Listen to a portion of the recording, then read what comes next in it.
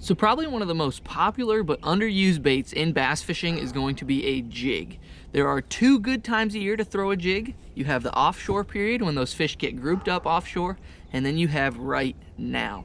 You have that pre-spawn leading into the spawn, and that is the best time, in my opinion, to throw a jig. So what I'm gonna do in today's video is I'm gonna break down a jig for those of you guys that are fishing one right now, why people don't catch fish on it, and how you can catch bigger and more fish on it. So stick around, you're not gonna wanna miss this video. So everybody when they go to a store wants to buy a jig, but when it comes to actually fishing a jig, most people get frustrated fairly fast because it's not a numbers deal for the most part. It can be right now, but for the most part, when you fish a jig, it's kind of like when you fish a chatterbait. You're not gonna get a ton of bites on it, but the bites that you get on it are gonna be the right bites. And so for your average angler who's just going out to catch fish and have fun, they really don't like to pick it up because it can get kind of frustrating really fast. But for tournament guys, we understand the power that a jig has, because I'm okay with getting 5 bites a day as long as they're the 5 ones that I want to weigh in, right? I don't want to go through 100 fish on a bait that I might not even get the right bites on. I'd much rather go with a jig because I can get big bites on it. So the reason why it is so good right now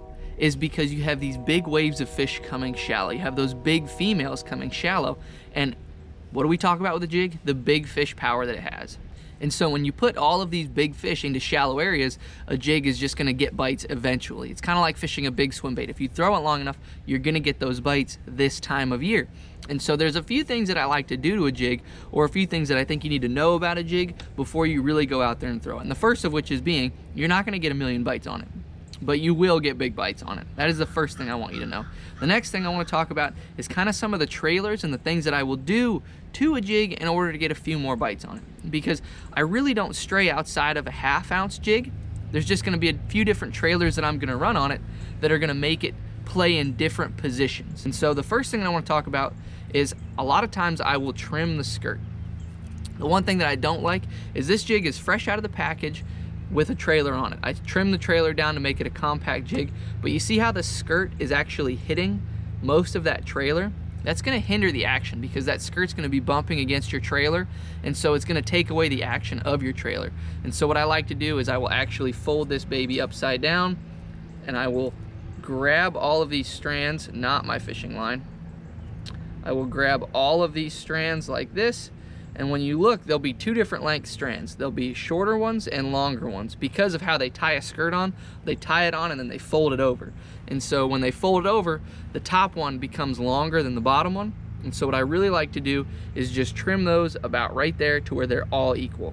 I did not want to do it over top of the boat, so I did not, but you can see I trim those to where they are much shorter. So when I fold that over and you look at it now if you look at where that skirt is hitting, it is just hitting the edge of the flapping craws of that trailer, and it's not going to take away as much of the action of that bait, and it actually makes it more compact, easier to skip, and it gives that jig an overall better look because it will make that skirt flare a little bit more, giving it a bigger body profile.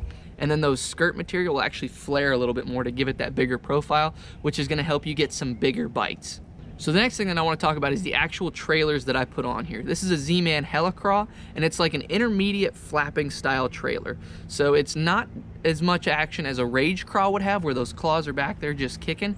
It has more of a subtle fall, but they do a little bit of kicking. So it's kind of my perfect, I'm gonna throw it all the time jig trailer. It works good in cold water, works good in warm water. It kind of just has that all around good jig trailer feel. And so if I'm not sure what trailer I want to go to, I want it to have a little bit faster action, that's what I'm gonna go to. It would be relatable to a chunk style trailer. Those of you guys that like meaty chunks and those just big straight claw looking ones that don't really have a lot of action, that's kind of that go-to. The other 2 trailers that I'm gonna throw are going to be a Turbo Craw, which is your Rage Craw style trailer. That's the one where it's back there kicking, because what that's gonna do is that's gonna slow that jig down. And that's what I really like to do. We're down here on Gunnersville, that water's warming up, those fish are actually spawning right now. That's the trailer I like to go to when those fish are spawning. I will go to this trailer up into the spawn, you know, up until that water hits that 64, somewhere in that area where I know they're still pre-spawn. Then I'll use that slower moving trailer, but when they get around the spawn, I'm gonna go to something that has more action because it's gonna slow my jig down, give it more time in the strike zone, and it's also gonna irritate those fish more because those claws are gonna be kicking more, and so it's gonna piss those fish off a little bit more, to be honest. The other trailer I'm gonna use is for you smallmouth and you spotted bass guys, and that is going to be a grub. I really only run 2 jigs. I run a bigger jig, like this profile. This is a 6 cents hybrid jig. And then I run a finesse jig. And you know, this I think is a Bass Patrol finesse football jig. You can see I got a twin tail grub on it right now. That is gonna be the other jig that I throw, because there are times when I like to downsize my jig. You know, a jig gets big bites, but it doesn't always have to be a big jig. If I'm fishing for spotted bass or smallmouth, that's when I like to go to this finessier style jig.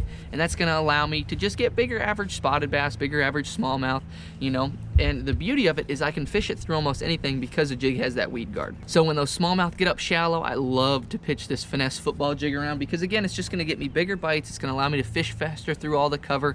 And I can really just have a higher hookup ratio. I can throw it on a bait caster, you know, with 10, 12 pound fluorocarbon and get away with that, versus having to downsize to like a Ned rig or something like that, where I'm gonna catch a lot of fish and then have to weed through them. That jig's gonna kind of do a little bit of that weeding out for me. I'm gonna still get those bigger fish, but I don't have to go through all the little fish in that group. And most oftentimes you'll notice if you get around a big group of fish, the first few that you'll get will be the biggest fish in the group when you're fishing a jig specifically, as opposed to if you're fishing a Ned rig or a small worm or something like that, you'll have to weed through some of the smaller ones. And then by then, a lot of those educated fish already know what's going on.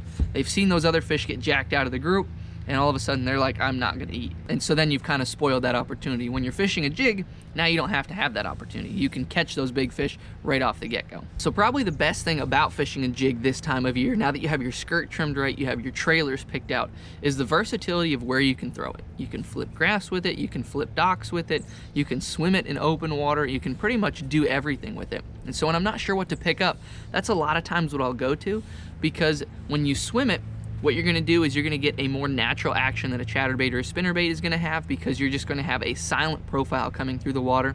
And so it allows you to do a little bit of everything. You can flip it up on the bank, flip it on wood laydowns, and then swim it back. And if you're in between laydowns, you can swim it along the bank. You can honestly just cover a ton of water and do a lot of different things with it, as opposed to trying to pick up a chatterbait real quick to run down the bank, then flip another laydown with a Texas rig. You know, it gives me a lot of versatility, and that's the beautiful part about it. Now, when do you decide to put a jig down? Because like I talked about, there are 2 good times a year to throw a jig. You have right now, and then you have in the summer when they get grouped up. The reason I don't like to go to a jig in the post spawn is because those fish have been beat up. You know, right now you have fresh fish coming to you that really haven't seen a lot of baits all winter long, and so when those big females get up shallow, they're looking for a big meal, they're looking for something that's agitating them, and that's what a jig does. It has that big profile, replicates a big meal, and then with those trailers we talked about, it irritates those fish, and so they eat it. Well, during the spawn, when those fish are up shallow, everybody wants to be out on the water, so the longer they're up there, the more baits they see, the less they actually want to eat it. So in the immediate post spawn, you're gonna have to start downsizing more. You know, the only time I will still throw a jig in the post spawn is if I'm swimming it, doing a shad spawn, or if I'm fishing through grass, because again, it has a silent profile as it's coming through the water. But then I'll put it down. I'll throw other baits around after the spawn until they start to get grouped up offshore, in which case we get into that group profile, which I talked about earlier, where I want to weed out those other fish. And so a jig starts to come back into play, because you get that competition factor, and those fish honestly become kind of fresh again once they get onto those offshore places, because offshore places aren't the easiest things to find. You know, you have your community holes, but then you'll have your sneaky little spots where you can get away from other people and find those fresh fish again where they haven't seen anything, and then you can start to catch those big fish on a jig again. And so that's when it becomes super, super awesome. But it takes a little time. You know, that's early July, early June that those fish start to get out there. For those of you northern guys, it might never happen. You know, they might never get all the way into those offshore haunts. But a jig is still gonna be good flipping grass in the summertime. So your offshore fish might not be ledge fish, but they might be offshore grass fish, where you're out fishing those grass lines. That's again where I will pick up a jig and start to go to work again. But right now, in that pre-spawn, you know, that water temp's 50 to 60, that's when that jig becomes great. And then once that water gets back in the 70s and those fish get out in that deeper grass or out on those offshore ledges, that's where it becomes good again. So there's a rod that I've recently started using that I've kind of fallen in love with, that really has changed how I fish a jig, because for me, being a shorter guy, it was always tough finding a good skipping rod, because a lot of companies don't get the combination of a soft tip and then heavy backbone just right. And you know, as a shorter guy, I'm trying to skip with like a 7-foot rod or a 6'10", and it just never worked out. Arc recently came out with this Arc Invoker Tour series, and they actually created a 6'9" rod, and it's not necessarily a skipping rod, but it works phenomenal for skipping a jig or skipping any bait in general. And so that's one that I've really picked up and really fallen in love with. I throw it with an Arc G5 8-to-1 gear ratio reel, and I will have all of this stuff linked down below as always, as well as some of my favorite jigs and favorite baits that I like to put on there. But that is just one rod that I've really fallen in love with. I will also have my Finesse Jig rod linked down below that I like, and my offshore jig rod. Because when those fish get offshore, I like to have a casting rod where I can really reach those fish and throw that jig a lot further. You know, I don't want to use my 6'9" because I'm not going to have the leverage that I normally would. And I don't like to throw this 6'9" with my Finesse jigs either, because I have a softer rod that I like to go to for that application specifically. Hopefully that helps you guys fishing a jig a little bit better. Thank you guys so much for watching. God bless, and I hope to see you guys in the next video.